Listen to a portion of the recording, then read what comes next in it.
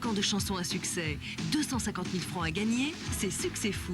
Prochaine émission, lundi 21 mai sur TF1. Pour savoir comment jouer et connaître les titres des 25 chansons en compétition, un numéro de téléphone, le 36 65 50 51 et sur le Minitel 36 15 TF1. Envoyez-nous avant le samedi 5 mai minuit une carte postale dont voici le modèle en indiquant dans l'ordre les numéros de vos 3 chansons préférées à l'adresse suivante. Succès Fou, CEDEX 2600 99 260 Paris Concours. Bonne chance et rendez-vous lundi 21 mai pour Succès Fou.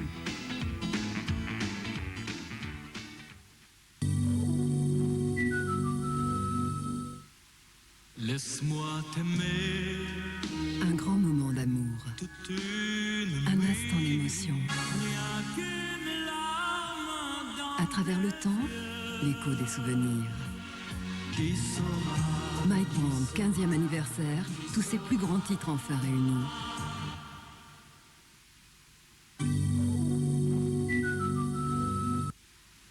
Les promos à gogo, c'est ça TVHA. Rendez-vous sur votre Minitel 3614 TVHA. Des amours interdites dans Ex-Libris, Marie-France Laganne, l'histoire d'une fille qui épousa son père. Nathalie Perrault et Almuneda Grandes, 2 héroïnes qui n'ont pas froid aux yeux. La sexualité masculine vue par Didier Dumas. Les couples à 3 vus par Anaïs Jeanneret et par l'auteur de Jules et Jim. Et enfin, le coup de chapeau à Henry Miller. Passion sulfureuse, amours interdites, Ex-Libris sur la Une.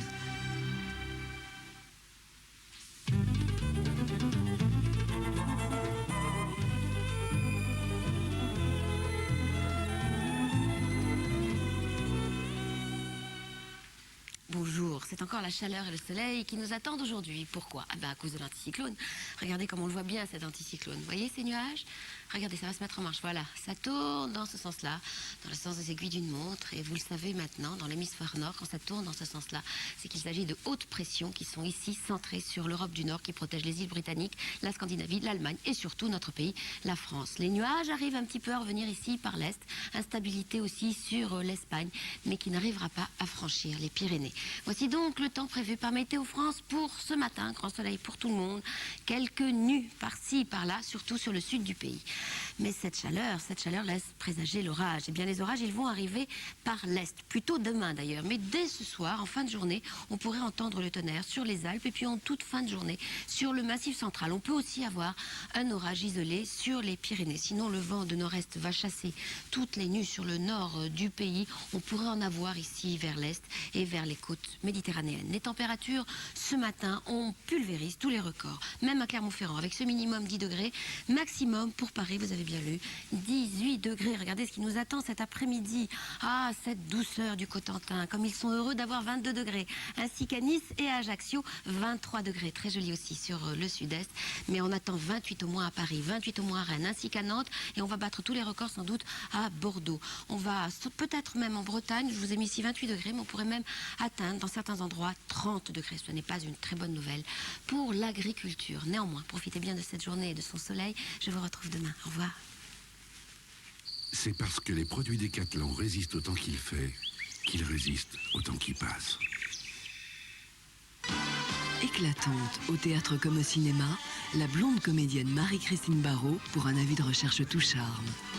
Avec Florent Pagny, il chante, je te jure. Les Forbans, le rock et Billy, version 90. Jean-Louis Aubert, avec lui, ce n'est jamais fini. Et Louis Chédid, zap, zap, zap, hurrah! Marie-Christine Barrault, Patrick Sabatier, avis de recherche sur la Une.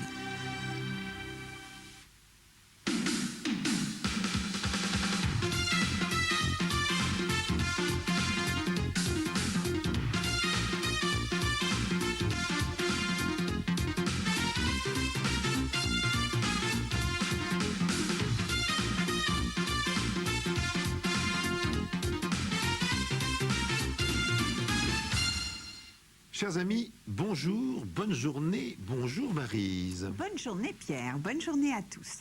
J'ai passé mon enfance dans un château de Normandie dans lequel il y avait une chambre cochin-chinoise. Oui. Si, parce que le propriétaire de ce château, au 19e siècle, avait été faire des guerres par là-bas et avait ramené des meubles, donc cochin-chinois. Il y avait notamment un meuble pour, je dirais que les dames cochin-chinoises entretiennent leur beauté. C'est un meuble à phare qui était entièrement recouvert d'incrustations de nacre. Et dans chacun des petits tiroirs de ce meuble à phare, il y avait des phares différents. Et ce meuble était situé devant la fenêtre, au soleil. Et en fonction de la lumière qui était reflétée par les nacres, on savait quel tiroir choisir pour correspondre à la lumière du jour en question. Pour se maquiller en fonction. Pour se maquiller en fonction de la lumière du jour, s'il y avait des nuages ou pas, etc. Joli, non? Raffinement quand même. On va parler d'art d'Extrême-Orient dans quelques instants. Pour l'instant, rappelons que la maison du téléshopping, située à Saint-Germain-en-Laye, est meublée par Meublena. Meublena, c'est le spécialiste de l'ameublement. Meublena, ce sont des magasins dans toute la France. Et vous le savez, chez Meublena, la qualité n'est pas forcément chère. Chers amis, donc, nous recevons pour les choses de leur vie avec Maryse, une personnalité qui s'attache aux objets de l'Extrême-Orient. Oui, c'est une antiquaire spécialiste de l'Asie du Sud-Est, c'est Annie Minet.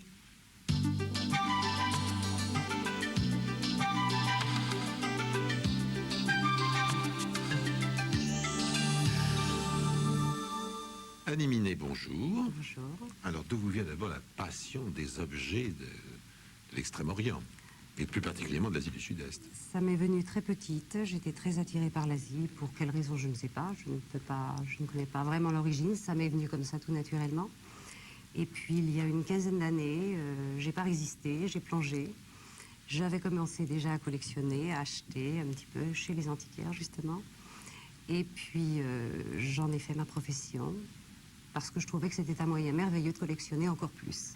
Et alors, nous allons voir une toute petite partie minuscule de votre collection en regardant ces têtes de Bouddha que vous nous avez apportées, qui sont très très belles dans leur sérénité et qui nous font voyager à travers les siècles, puisque donc celle-ci est la plus ancienne. Elle remonte à quelle époque? Celle-ci est du XIIIe siècle, est Sukhothai, première période.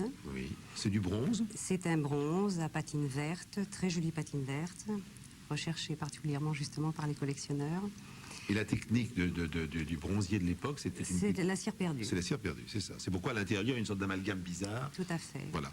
Le noyau, ce que l'on appelle le noyau. Le noyau, c'est ça. Et alors, à côté, un autre Bouddha, il y a combien de temps de différence entre les deux? Il y a pratiquement 2 siècles. Oui. Celle qui est à côté est Chensen. Oui. Chensen, 3e période, puisqu'il y a plusieurs périodes au sein de ces 2 écoles. Donc la période C et la morphologie, le morphotype de la tête de Bouddha est complètement différent. Si on regarde les deux en même temps, on va s'en apercevoir. Parce que les deux têtes, je dirais moi personnellement que la plus récente, c'est-à-dire celle maintenant qui est donc à gauche de l'écran, la plus récente est moins, et je dirais plus dolente, c'est difficile à dire ça, bon, mais me paraît moins acérée en quelque sorte que la première. La première est plus triste que la deuxième, si vous voulez. Moi, ce que je ressens, n'y connaissant strictement rien. J'ai l'impression que la plus récente est plus triste que la plus ancienne. Plus de sérénité peut-être aussi. Oui, c'est ça, mais c'est ça, elle est plus contrariée la première. C'est un Bouddha plus contrarié. Oui, là, je sais pas. Généralement pas contrarié. Il y a effectivement dans l'école Chensen peut-être plus de puissance, c'est ce que l'on considère peut-être comme plus de dureté. Ah voilà, c'est donc c'est plus dur un peu comme ça. Alors, bon, il y a les fervents collectionneurs justement de cette période de Chensen, parce que et ce sont généralement des hommes, parce que c'est effectivement quelque chose de fort. Voilà. Volontaire. Alors, de ces petites têtes de Bouddha, vous en avez apporté 2, mais chez vous, vous en avez combien comme ça?